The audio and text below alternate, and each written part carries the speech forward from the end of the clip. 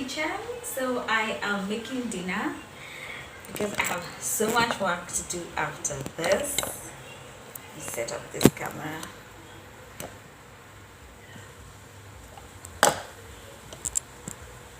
So yeah, so it's just been one of those days. It's been a really intense day. I've had so much work to do, and now it's dinner time, and then I'm going to have night shift because life happens, and I didn't get a chance to finish everything that I was doing today.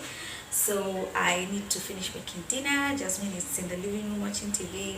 We just finished putting away our laundry for the week, folding up and hanging things in the closets, and been working.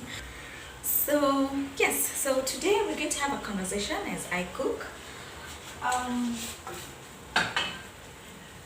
Today I just want us to talk about um, the rules of engagement with children when it comes to smartphones, tablets, the internet.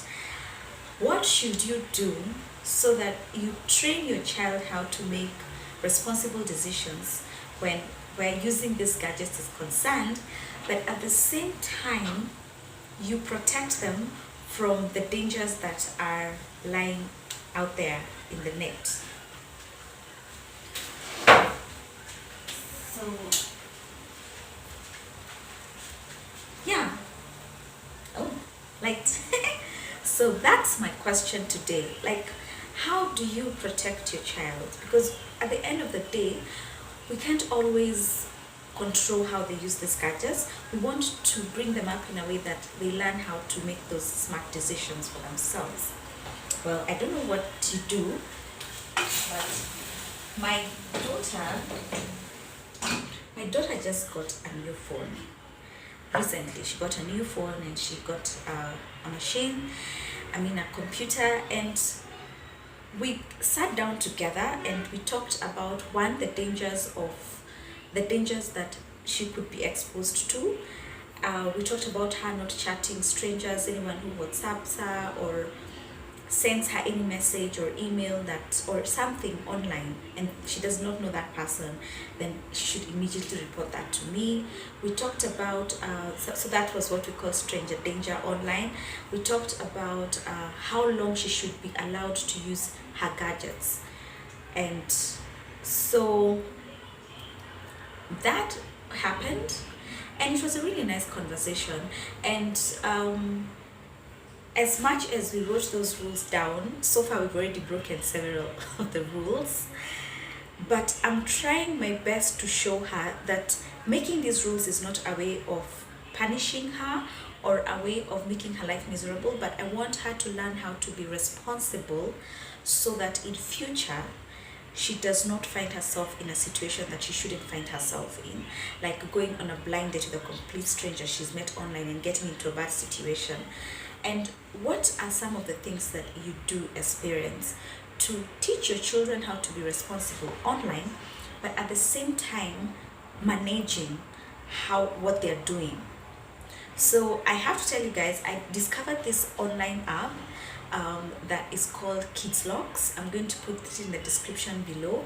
And basically what Kids Lock does is that it gives you access to all the gadgets, to all their online platforms, and you can be able to not just monitor what they're doing, but to also control when they're using it. So what are you guys using? It's the holidays, and growing up we used to play outside. We would go play kati, we'd climb trees, we would be like doing so many things other than being like TV was even boring. It was more fun being outside and doing more fun stuff than being in the house and watching TV.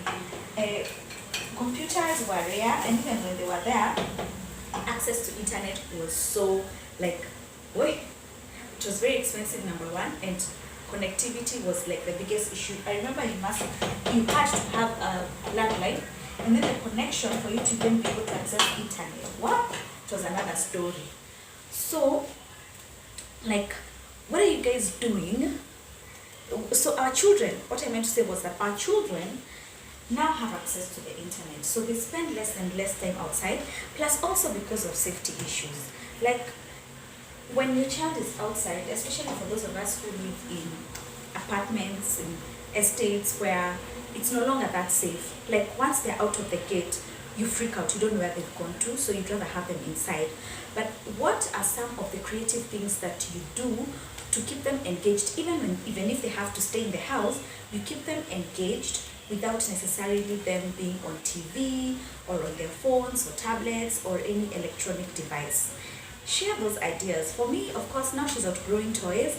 So one of the things that we've been doing is I get her a lot of ebooks, and sometimes I buy the hard copy. So there are times when I say no screen time. If you don't want to go outside and play, then you can read a book.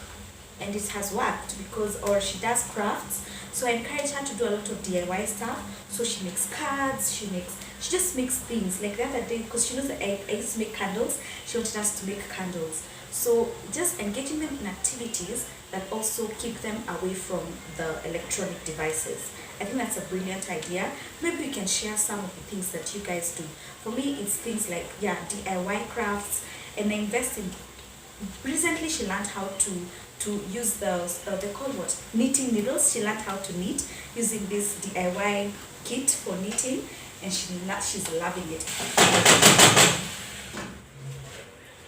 So just toppled. Today recording is tricky. Is tricks. So guys, let's share ideas about stuff that you can engage your kids in.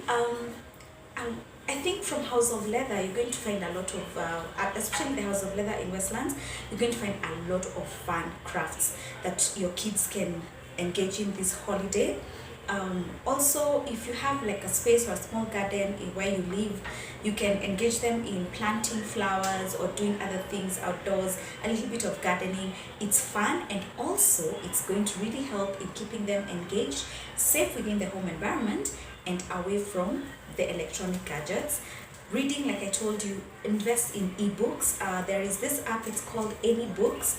I don't have the link yet because my partner is the one who downloaded it for me, but I'll try and find out and share it with you guys. AnyBooks, and the good thing is that AnyBooks also has books for children. Like right now, my daughter is reading Doc Diaries. There are other things, and depending even on the age, you're going to find so much stuff that they can read. And reading is good. First, it really helps them even with their schoolwork, with their vocabulary, and it is the best way. If they have to use a gadget, then let them be reading. And if you have the hard copy books, the better. And so DIY projects, YouTube Kids, and even just general YouTube, you can find interesting DIY things that you can do with your children, like making slime, which is one of the things that we have tried doing with Jasmine. It has not worked yet, but we have not given up. And then there are also other things that, like I said, I talked about gardening, reading, DIY crafts, and then there's also, if you have like nowadays, most schools, they're making extra money over the holidays by doing art crafts, art and craft projects. And that is basically one of the things that we did. Like the holiday, like last week, she was doing like art camp in church, and it was very affordable. It was 1,000 shillings, guys, 1,000 bob. And that whole week they were engaged, they had so much fun, and it really helped because between 8:30 and 12:30, they were nowhere near any electronic gadget, and they were doing something constructive. So by the time they come home and they watch TV a little bit, even I feel, okay, you guys have been good. You can watch TV for a little bit today. You know, such things. Swimming, like I know, like when my daughter goes to school, they are now charging people 100 shillings to use the pool. I think, and it's for many hours during the day, which is and no, kids don't swim for too long. They get tired pretty fast. And by then, when kids are physically tired, they don't have a lot of energy to even engage in other mischief. The other thing is that even as your child is using electronic devices, as they grow, for us who have teens and preteens, they will want to do YouTube channels. I mean, my daughter knows that I do vlogging. She will want to be a mini-me. But it is important that you have rules of engagement. Like one of the rules you have is that you cannot share or post any video before I see it. She's not on Instagram, of course, she's not on Facebook yet. And of course, there are things I'm deliberately saying no to. No, you cannot be in this platform. until you're 18, or until it is the age that's appropriate, because I believe those age limits are put there for a reason, and I do not want her to expose, I don't want to expose her to a world where she will learn more than what she should learn at her age. Everything needs to be done and to happen at the right time. So guys, please share let's share with each other stuff that you can do to keep your kids engaged over the holidays, and have a great evening. I do not think I'll vlog tomorrow, but at least I've tried this week. I've done 2 videos, and hopefully I'll do a third one before the week ends. So thank you so much for watching. Please like, please subscribe, please share, please comment, share your thoughts. This is an open platform. We all have different opinions, and I respect them all. I would really love to hear from you. So thank you guys for watching. Until next time, namaste.